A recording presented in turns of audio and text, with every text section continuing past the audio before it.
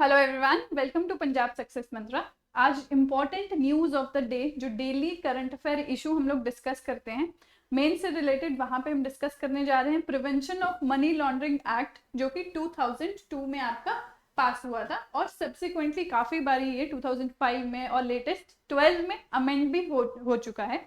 Plus हमारा जो enforcement directorate है, डायरेक्टरेट ऑफ एनफोर्समेंट ईडी, जिसको हम मोर ऑफन न्यूज में देखते रहते हैं, वो हम यहाँ पे डिस्कस करने वाले हैं, क्योंकि वही आपका इम्प्लीमेंट करता है इस एक्ट को और इसके साथ साथ और भी काफी सारे एक्ट को जो आपके न्यूज के लिए इंपॉर्टेंट रहते हैं, ताकि आपको करंट अफेयर्स अपने जो है समझ आए। प्लस आपके मेंस के करंट अफेयर से रिलेटेड भी ये GS3 का पार्ट फॉर्म करते हैं। अब ये क्यों न्यूज में था, वाई इन न्यूज, ये हम लोग डिस्कस करेंगे। उसके बाद हम इस एक्ट के बारे में, इसके फीचर्स, इससे रिलेटेड क्या इश्यूज है, वो हम लोग डिस्कस करेंगे। उससे पहले आप ये देख सकते हैं वीकली हमारी डिफरेंट सब्जेक्ट्स की डिफरेंट क्लासेस वीडियोस आपको देखने को मिलती है एकदम फ्री। तो आपका करंट अफेयर सबसे पहले सुबह 10:15 बजे, ऐसे ही मैथ्स और रीजनिंग से रिलेटेड 12 बजे, 2 PM में आपकी GK क्लासेस होती हैं, और डेली करंट अफेयर इशू जो कि हम अभी डिस्कस कर रहे हैं ये आपका है 6 PM, और डेली 10 MCQ रिविजन जिसमें हम डिफरेंट सब्जेक्ट्स डिफरेंट डेज पे डिस्कस करते हैं, वो है आपका 9 PM सीरीज। तो स्टार्ट करते हैं आज का जो वीडियो है हमारा, वाई इन न्यूज। अब ये हमारी जो आपका टॉपिक है, ये न्यूज में क्यों है। तो इंडियन एक्सप्रेस अगर आप पढ़ते होंगे तो वहां पे एक एडिटोरियल आया था जिसमें गिवन था कि सुप्रीम कोर्ट ने Vijay Madan Lal Chaudhary and others versus union of India case है, उसमें अपहेल्ड की है constitutional validity of this act. ठीक है जी। तो इस एक्ट को क्वेश्चन किया जा रहा था, क्यों किया जा रहा था, कौन से प्रोविजन क्वेश्चन किए जा रहे थे, ये हम डिस्कस करेंगे। क्या इश्यूज है इस एक्ट से रिलेटेड वो हम देखेंगे। प्लस आपके सुप्रीम कोर्ट ने ये भी कहा है कि यूनिक और स्पेशल लेजिस्लेशन है ये, और जो डायरेक्टरेट ऑफ एनफोर्समेंट यानी कि ED, इसकी जो पावर्स है उसको सुप्रीम कोर्ट ने अपहेल्ड किया है कि वो इंक्वायर कर सकती है, अरेस्ट कर सकती है लोगों को, और कॉन्फिस्केट कर सकती है उनकी properties if they are found guilty under this act. तो ये था हमारा वाई इन न्यूज। तो वैसे ये पॉलिटी का पार्ट फॉर्म करता है, क्योंकि आपके सुप्रीम कोर्ट ने एक एक्ट के लिए जो है आपको कहा है, लेकिन अब GS3 का ये इंपॉर्टेंट पोर्शन है, इसलिए हम यहाँ पे GS3 के इकोनॉमी पोर्शन में डिस्कस कर रहे हैं। तो अब ये एक्ट के अंदर एक इंपॉर्टेंट टर्म है जिसके लिए ये आपका पूरा एक्ट बना है, वो है आपकी मनी लॉन्ड्रिंग। तो सबसे पहले हम डिस्कस करेंगे व्हाट इज मनी लॉन्ड्रिंग। तो मनी लॉन्ड्रिंग का मतलब इजी वे में क्या है कि जो हमारी इलीगली अर्नड मनी है, जिसे हम ब्लैक मनी के फॉर्म में भी जानते हैं, उसको कन्वर्ट करना आपका लेजिटिमेट मनी में, यानी कि व्हाइट मनी में। तो ये आपका कैसे होता है, 3 स्टेजेस का एक प्रोसेस है जो फॉलो किया जाता है, वो हम आगे डिस्कस करेंगे।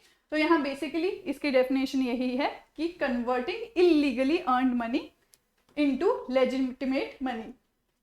अब यहाँ पे गवर्नमेंट है, गवर्नमेंट को इस मनी से कोई टैक्स नहीं मिलता, क्योंकि ये अकाउंट बुक्स में कहीं पे भी आपकी मेंशन नहीं होती। तो इसीलिए ब्लैक मनी जो है वो गवर्नमेंट के लिए लॉस का कारण बनती है।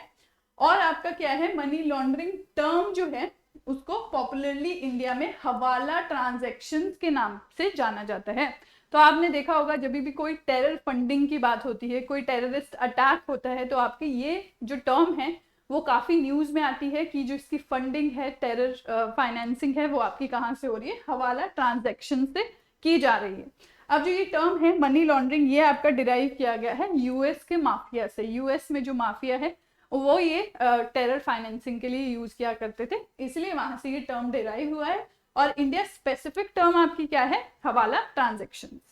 तो ये it was about money laundering. अब जैसे हमने डिस्कस किया है कि आपकी 3 स्टेजेस लगती है इस ब्लैक मनी को व्हाइट मनी में कन्वर्ट करने की, जो फॉलो करते हैं आपके मनी लॉन्ड्रर्स। फर्स्ट स्टेज आपकी है प्लेसमेंट। तो सबसे पहले जो हमारी ब्लैक मनी है, मतलब जिसकी ब्लैक मनी है, वो क्या, फाइनेंशियल सिस्टम में ये मनी को प्लेस करते हैं, रखते हैं। सेकेंड स्टेज है आपकी लेयरिंग। लेयरिंग क्या होता है, फॉर एग्जाम्पल आपकी 1000 रुपीज है, तो अब जिसकी ब्लैक मनी है वो ये 1000 रुपीज अपने या फिर एक साथ ही एक बैंक अकाउंट में डिपॉजिट नहीं करेगा, या फिर डिफरेंट फाइनेंशियल इंस्ट्रूमेंट्स है वहां इन्वेस्ट करेगा। तो आपके 100 रुपीज कहीं, 100 रुपीज कहीं, ठीक है, 500 रुपीज किसी के बैंक अकाउंट में। तो ये आपका होता है द प्रोसेस ऑफ लेयरिंग, जहां पे ये 1000 रुपीज को स्प्लिट करके अलग अलग अकाउंट्स में डिपॉजिट कर दिया जाता है। थर्ड आपका है integration. So this is how your black money is converted into your white money, जहां पे आपका फाइनेंशियल सिस्टम में ये मनी इंटीग्रेट हो जाती है और हमें जो है पता भी नहीं चलता कि इसका ओरिजिनल सोर्स जो है वो कहाँ था। तो ये 3 स्टेजेस प्रोसेस है, फर्स्ट स्टेज, सेकेंड स्टेज और योर थर्ड स्टेज। तो नेक्स्ट देखते हैं हम अब इस एक्ट के बारे में देखते हैं, prevention of money laundering act, जो आपका लाया गया 2002 में, और ये टैकल करने के लिए लाया गया स्पेशली मनी लॉन्ड्रिंग की प्रॉब्लम को। तो नेक्स्ट आपका है कि जो सब्सिक्वेंट अमेंडमेंट्स थी इसकी 2005, 2009 और 2012 में देखी गई। अब यहाँ पे हमारी जो इंटरनेशनल ट्रीटी है या ग्लोबल कन्वेंशन है मनी लॉन्ड्रिंग को लेके, वो है आपकी वियना कन्वेंशन। तो जो भी हम देखते हैं कि हमारी इंटरनेशनल ट्रीटीज होती है, उनको फुलफिल करने के लिए नेशनल गवर्नमेंट भी जो है अपने लॉज, अपने एक्ट्स लेके आती है। एनवायरमेंट में भी हमने देखा है कि काफ़ी ट्रीटीज जो है इंटरनेशनल, फॉर एग्जांपल आपका क्योटो प्रोटोकॉल है या क्लाइमेट चेंज रिलेटेड कोई ट्रीटी है, तो उसको इम्प्लीमेंट करने के लिए नेशनल गवर्नमेंट जो है नए एक्ट्स लेके आती है अपनी कंट्री में। तो वैसा ही ये एक्ट था वियना कन्वेंशन को इम्प्लीमेंट करने के लिए। तो नेक्स्ट हमारे हैं 3 मेन ऑब्जेक्टिव्स, कि इसके ऑब्जेक्टिव्स क्या है। सबसे पहला तो हमारा क्लियर है कि प्रिवेंट एंड कंट्रोल करना मनी लॉन्ड्रिंग को। सेकंड आपका है कि सीज करना प्रॉपर्टी।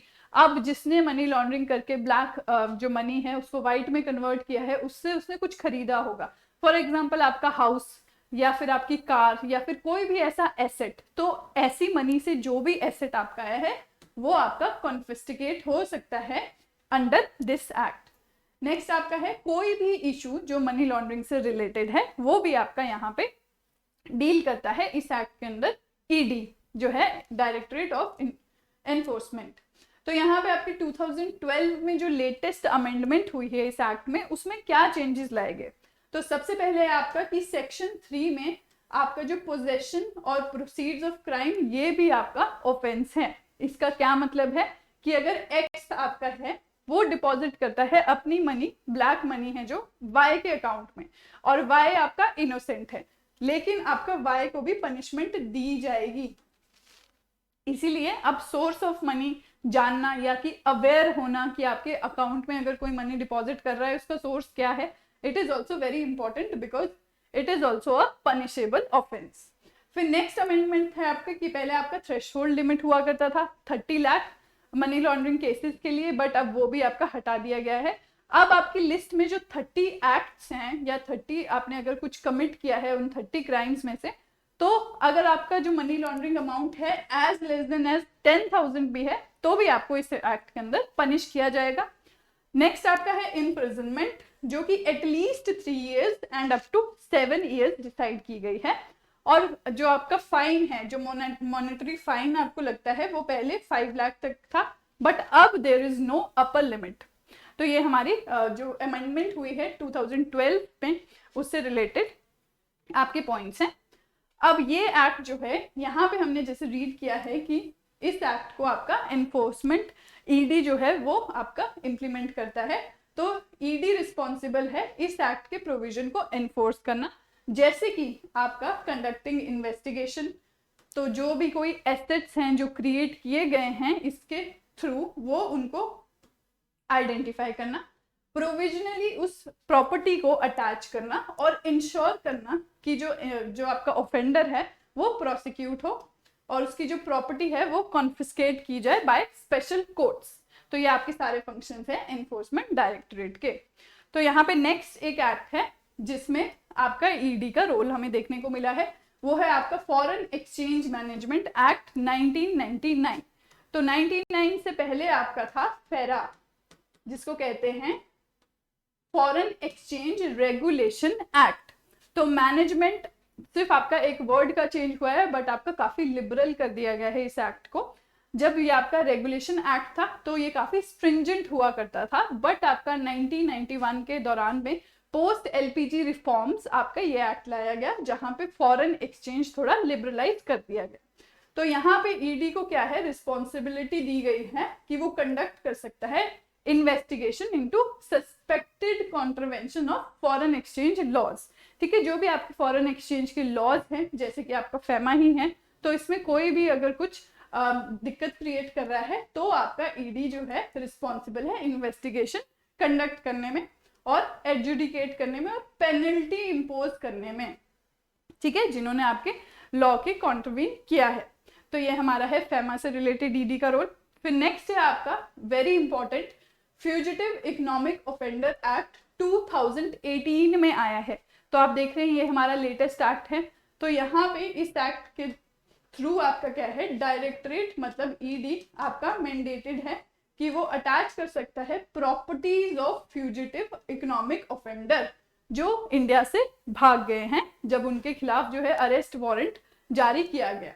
ठीक है, तो इसका एग्जांपल जो है, और जो उनकी प्रॉपर्टीज है कन्फिस्केशन की हुई, वो आपकी सेंट्रल गवर्नमेंट के पास है। तो इसका जो सबसे कॉमन एग्जांपल है, सबसे फर्स्ट एग्जांपल है, तो आप देख रहे हैं 2018 में ये एक्ट बना है, तो वो है आपका विजय माल्या। ठीक है, और जैसे नीरव मोदी, तो इनके खिलाफ इनको क्या कहा जाता है, फ्यूजिटिव इकोनॉमिक ऑफेंडर कहा जाता है। क्यों? क्योंकि इनके खिलाफ जो है अरेस्ट वारंट जारी किया गया था, बट इन्होंने कंट्री को एस्केप करके ये फॉरेन चले गए। तो यहाँ पे आपकी इनसे रिलेटेड जो भी प्रॉपर्टी है वो कन्फिस्केट करके आपका सेंट्रल गवर्नमेंट के पास जा चुकी है। तो ये एक्ट आपका इंपॉर्टेंट है और लेटेस्ट है। नेक्स्ट आपका है स्पॉन्सरिंग एजेंसी अंडर कॉफीपोसा। अब ये काफी पुराना एक्ट है आपका, conservation of foreign exchange and prevention of smuggling activities act 1974। अब यहाँ पे ईडी है वो एम्पावर्ड है कि वो स्पॉन्सर कर सकती है cases of preventive detention with regard to contravention of FEMA. ठीक है, अगर फेमा को किसी ने वायलेट किया है तो आपका ईडी जो है वो उसकी प्रिवेंटिव डिटेंशन करा सकती है। प्रिवेंटिव डिटेंशन आपका क्या होता है कि हमें किसी इंसान पे शक है किसी चीज को लेके और हम उसे अरेस्ट कर रहे हैं, हमारे पास उसने भी वो एक्ट कमिट नहीं किया है, उससे पहले ही हम प्रिवेंटिव मेजर लेके उसे अरेस्ट कर रहे हैं। So this is preventive detention. तो ये जो 4 एक्ट्स हैं आपके, आप देख रहे हैं, जो आपका डायरेक्टोरेट ऑफ एनफोर्समेंट है ईडी, इसकी आपकी 4 जगह पे 4 एक्ट्स पे ये रोल्स है।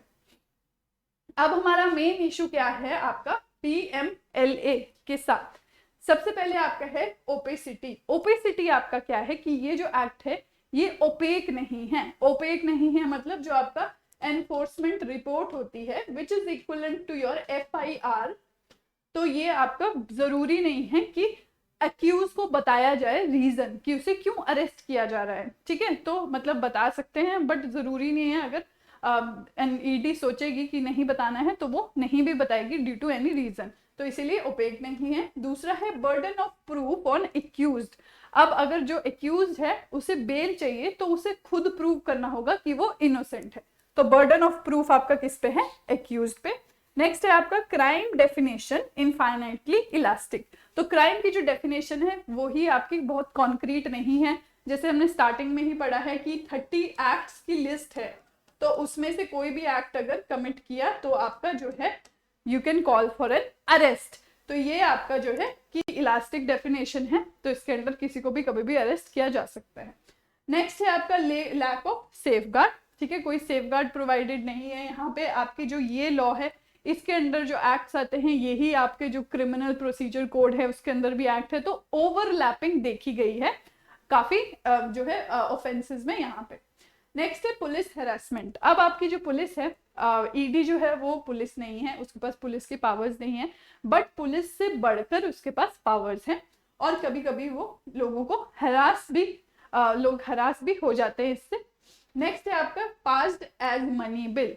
तो अब जो इसकी एग्जिस्टेंस है इस एक्ट की वो ही क्वेश्चनेबल है, क्योंकि कहा जाता है कि जो मनी बिल है, मनी बिल के फॉर्म में इस एक्ट को पास किया गया, तो वो राइट मीन्स से पास हुआ भी है या नहीं हुआ है ये भी नहीं पता है हमें, तो इसीलिए इसकी एग्जिस्टेंस पे ही क्वेश्चन मार्क लगाया जाता है।